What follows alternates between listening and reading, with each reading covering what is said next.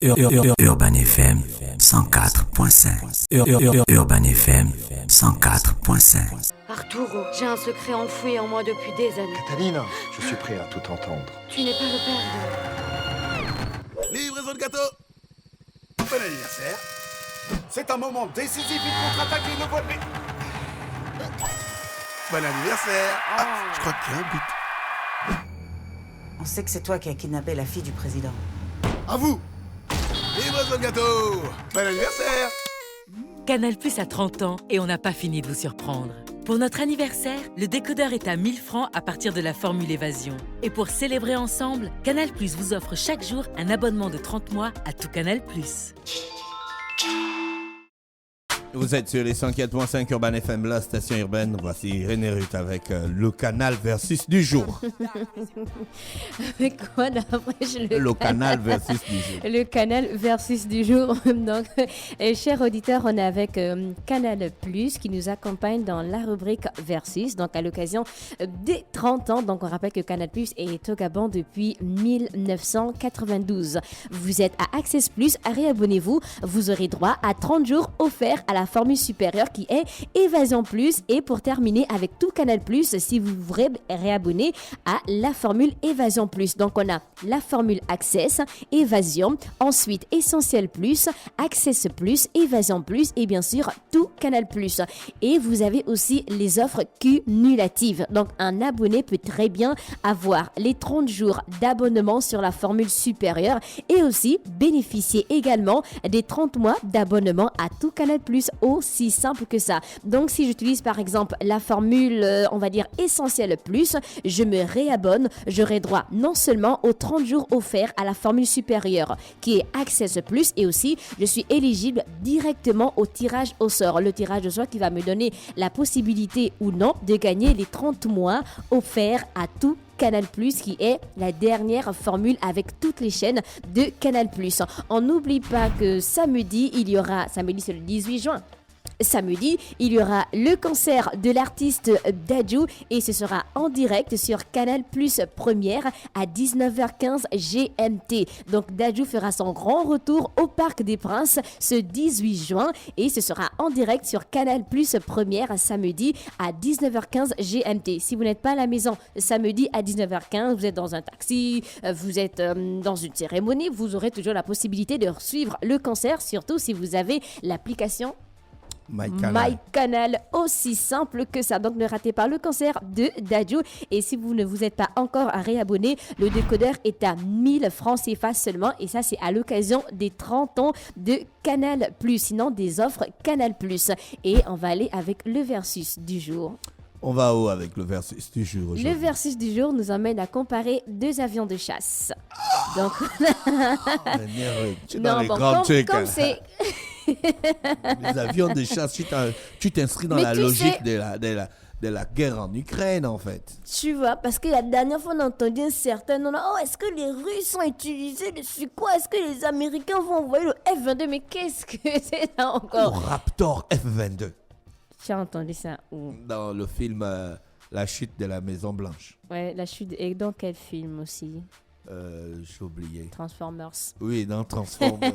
Et dans Transformers aussi, donc on a le F-22 Raptor qui a une origine donc américaine et le constructeur est Lockheed Martin. Donc son premier vol c'était le 29 septembre 1990 et il était mis en service le 15 décembre 2005. Il y a une différence, 1990-2005 quand même, c'est assez loin. Et on a le Sukhoi Su-57. Donc lui, c'est directement le russe. C'est quand même les stars du moment. Et le constructeur, c'est Sukhoi. Donc, son premier vol, c'était le 29 janvier 2010 et il a été mis en service le 25 décembre 2020. Donc, il est assez récent et c'est la concurrence même directe du F-22 Raptor. Alors, pour le coût unitaire, donc le Sukhoi, il est à 50 millions de dollars. C'est pas cher. Bon. Pour autre chose. René dit que 50 millions de dollars, c'est pas cher. Non, pour un avion. Moi, je peux venir travailler chez toi, genre homme de ménage. Si tu vois que 50 millions de dollars. Mais non, mais si tu as 50 millions de dollars, non, en fait, tu peux me payer 3 000 dollars par mois. Non, en fait, quand je dis c'est pas cher, parce que je m'attendais à une...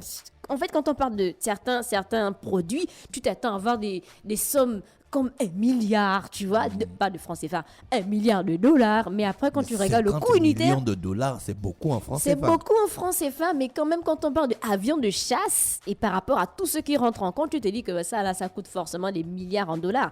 Mais ça coûte seulement 50 millions de dollars. Je ne sais pas dit que j'ai cette somme. Et après, on a le F-22 qui est à 360 millions de dollars. Donc, à la base, il était à 100 et quelques. Et ensuite, vu qu'ils ont réduit le coût de production, donc ça fait augmenter le prix. Et c'est à 360 millions de dollars. Tu compares un peu les prix, tu vois que lourd, le F-22 fume directement le Sukhoi. Bon, ça, c'est en termes de prix. Et après, on a la construction. Donc, le F-22 Raptor, on a Lockheed Martin qui est à l'origine de la majeure partie de l'avion, dont le système d'armement ainsi que l'assemblage final.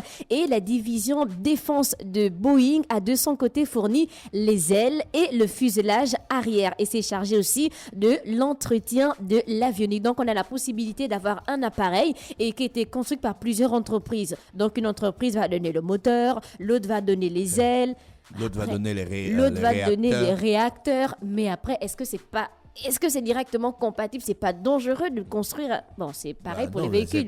c'est comme ça les avions. Hein. Il y a des moteurs qui sont conçus en France, qui sont acheminés par avion ou bien par bateau aux États-Unis. Il y a des moteurs, il y a le fuselage. Bon, qui mais en est même temps, conçu c'est un peu comme les véhicules, aussi bien les téléphones. Par exemple, à l'époque, quand on regardait les Boeing, leurs moteurs étaient conçus par la société qui conçut le Rolls-Royce. Donc, ils avaient des moteurs Rolls-Royce. Oui, ils avaient des moteurs de luxe, il faut dire. Ils avaient des moteurs de luxe. Alors, pourquoi on a construit le F-22 Raptor ou encore le Sukhoi Su-57? Donc, le F-22, c'était pour les combats aériens. Donc, il est capable d'assurer les missions de soutien militaire au sol, pour les attaques électroniques ou encore de renseignement d'origine électromagnétique. Pourquoi on a construit le Sukhoi Su-57? Donc, son cockpit. Alors, le mot là hier, je te jure que le mot là m'a dépassé hier. Donc, son cockpit. Cockpit, pas cockpit. C'est cockpit.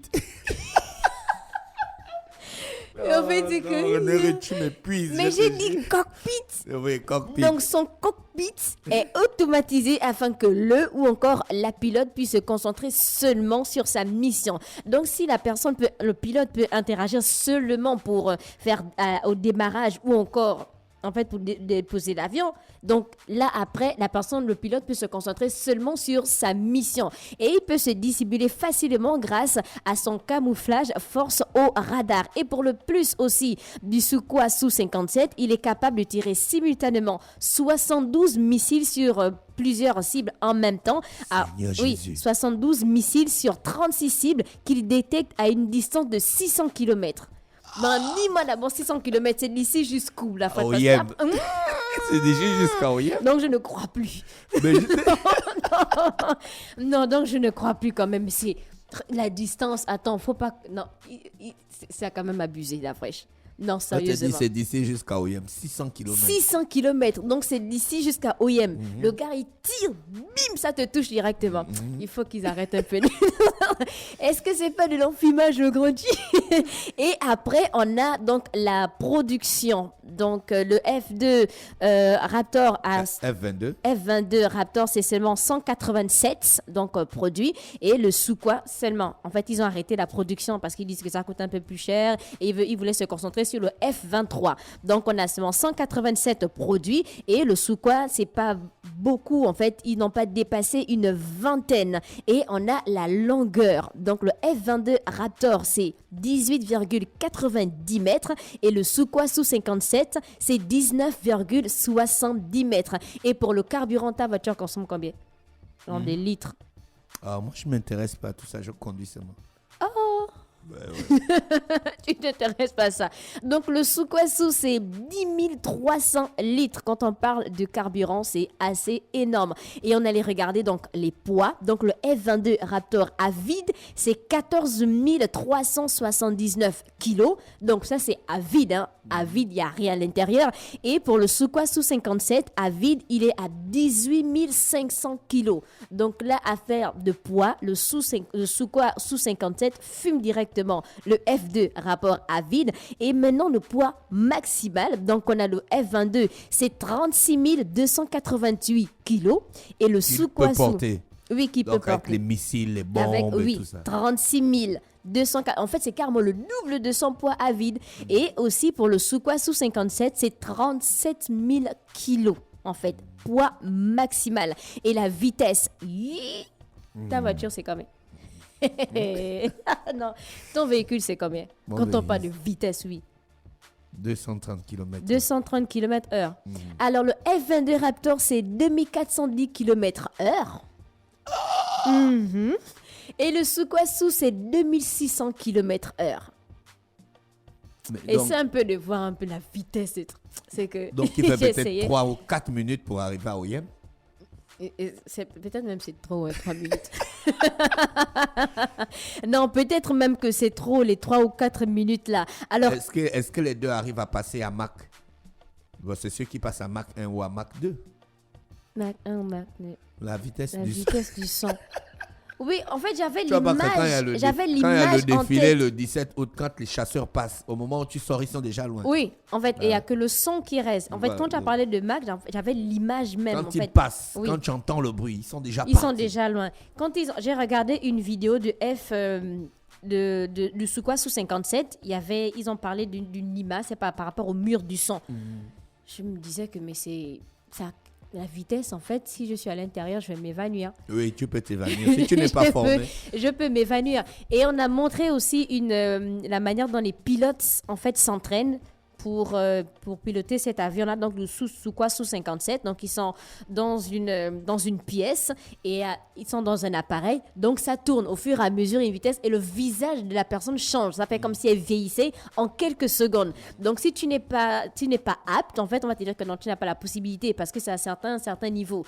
De 1 peut-être jusqu'à 7. Et à partir de 3, il y a certains qui tombaient dans les pommes. Qui Ouais. tombent dans les pommes à partir de 3, on te dit que tu dois atteindre 7 et que tu ne peux pas piloter, par exemple, le Sukwassu 57. Donc, moi, honnête, René Ruth, je vais m'évanouir, que ce soit dans le F-22 ou encore le Sukwassu 57. Alors, actuellement, donc, pour le F-22 Raptor, donc son coût de développement élevé, donc son relatif peu d'intérêt militaire en raison de l'état des flottes aériennes russes et encore chinoises, son interdiction à l'exportation par les États-Unis et aussi la conception du F-35, avion de chasse qui est moins cher et plus polyvalent, donc vont rapidement aboutir à des appels pour mettre fin à sa production. Donc en avril 2009, c'est exact, le département de la défense des États-Unis propose de mettre un terme, avec l'aval aussi du Congrès, à ses commandes. Pourtant, le nombre de F-22 achetés à 187 exemplaires, tandis que le Sénat et la Chambre adoptent en juillet 2009 un projet de loi budgétaire cessant tout financement à sa production. Donc du coup, le dernier a été livré en 2012. Le dernier F-22 a été livré en 2012. Et pour la culture populaire, donc le F-22, il est apparu dans plusieurs livres, les bandes dessinées, les jeux, on va dire les films, comme Hulk par exemple, sorti en 2003. On a Transformers, où on retrouve aussi le F-22. D'Afresh, il a parlé de quel film tout à l'heure? La chute de la Maison Blanche. La chute de la Maison Blanche. On a Tu as pas suivi Alien. la scène là quand on dit qu'il faut frapper la Maison Blanche et puis le gars dit Raptor Alpha 11. Ah oui. oui, c'est vrai. Oui, c'est vrai. Ah, c'est le F-22. C'est le F-22. Comment tu F-22. dis Raptor Alpha? Non, Raptor Alpha, ça veut dire l'avion de chasse Raptor qui est devant. L'Alpha, c'est celui qui est devant. C'est lui qui dirige la mission. Ah, d'accord. Tu Oui, mais c'est aussi dans Alien et Predator. Requiem en 2008. Oui. Où on a aussi le F-22 à l'intérieur, tu vois. Et pour les accidents, oui, parce que c'est vrai que c'est performant, mais il y a quand même eu des accidents. Donc pour le F-22, le 20 décembre 2004, on a un F-22 qui s'est écrasé immédiatement après le décollage de la base de Nellis. Donc son pilote s'est éjecté et il était sain et sauf. Le 25 mars 2009, un F-22 s'est écrasé à quelques dizaines de kilomètres à la base d'Edwards lors d'un vol d'essai. Donc le pilote qui n'est pas un pilote de l'US Air Force, mais qui travaillait pour Lockheed, est mort dans l'accident. Et on a aussi eu un accident par rapport au Su-57. Donc, le premier de série s'est écrasé lors d'un essai en 2019. Alors, que pensent les propriétaires? Donc, forcément, le Sukhoi Su-57, on dit que c'est le plus performant en ce moment par rapport aux avions de chasse russes. Et pour le F-22 Raptor, les Américains ils affirment que le F-22 reste inégalé pour tout avion de chasse existant ou en développement. Donc ça, c'est l'avis des Américains. Et c'était le versus du jour. On a le F-22 Raptor contre le Sukhoi Su-57. Est-ce que tu as un avion de chasse qui te parle? Lors des défilés ou un truc, est-ce qu'il y a un avion qui t'a impressionné, que ce soit dans les films, dans les documentaires? Un avion qui m'a impressionné. Un avion de chasse. Un avion de... Là, on sait que pour toi, c'est le Boeing. Laisse à moi le Boeing. Un avion de chasse. À l'époque, c'était le MiG-29. C'était un avion de chasse russe. Ouais, c'était trop dingue. C'était... quoi, la vitesse? Ils avaient fait une démonstration. Tu vois, quand ils font souvent leur fête de la libération, là, le 9, c'est le 9 mai, hein, où ils font le défilé. Le défilé. L'avion est passé on appelle ça Razmot, donc il est descendu de son altitude. Quand ça passe comme ça, là, ça casse les vitres des voitures. Rafraîchissant. Je te dis. Mais les avions de chasse du 17 août au Gabon, là, si ça passe à Razmot, ça va bouger. Tu vois pas que quand ça passe souvent ici, les voitures, les alarmes déclenchent. Les alarmes déclenchent. Voilà pourquoi il pilote à une certaine hauteur. Voilà. Ça va souvent quand ça passe, et puis on est dans le studio, boum, et puis les alarmes font... Oui, c'est exact en fait. C'est exact. Mais en fait, moi, c'est quand on parle des défilés. Mais tu as vu la dernière fois, je pense en Angleterre, par rapport au jubilé, il y a des avions de chasse qui ont défilé aussi en Angleterre. Mais c'était magnifique à voir. Il y a certains qui laissent les fumées des nuages ou un truc. Ouais, mais ça, c'est pas des avions, c'est pas des avions de chasse en tant que tel. Typique. Non, ça, c'est des avions qui sont faits pour les démonstrations. Ça sort les fumées, comme en France au 14 juillet, tu vois, ça sort vert, bleu, blanc, rouge. Oui, ça, c'est pas des avions. Mais nous, au défilé, c'est les vrais avions de chasse. C'est des mirages. Mais ça sort pas trop. Non, ça va sortir pour aller. Et c'était le versus du jour. Donc, on avait le Lockheed Martin F-22 Raptor contre le Sukhoi Su-57. Et on va revenir avec Canal Plus pour les offres de télé Canal Plus en présente au Gabon depuis 1992. Ça fait donc 30 ans. Et cette année, Canal a décidé de gâter tous ses abonnés. Si vous n'avez pas encore votre décodeur, allez-y simplement dans les boutiques agréées Canal et achetez votre décodeur. Il est disponible au prix de 1000 francs CFA seulement à partir de la formule Évasion. Donc Évasion 10 500 francs, Essentiel Plus 12 500 francs, Access Plus 15 500. La parabole est offerte et l'installation est à 4 000 francs CFA. Toutefois, pour une souscription à la formule Évasion Plus et tout Canal Plus, le décodeur est à 1000 francs et l'installation est offerte. Donc vous faites tout simplement la somme en fonction du bouquet que vous choisirez et vous allez acheter votre décodeur. Et aussi, l'offre Tombola est disponible. Comment faire pour être éligible?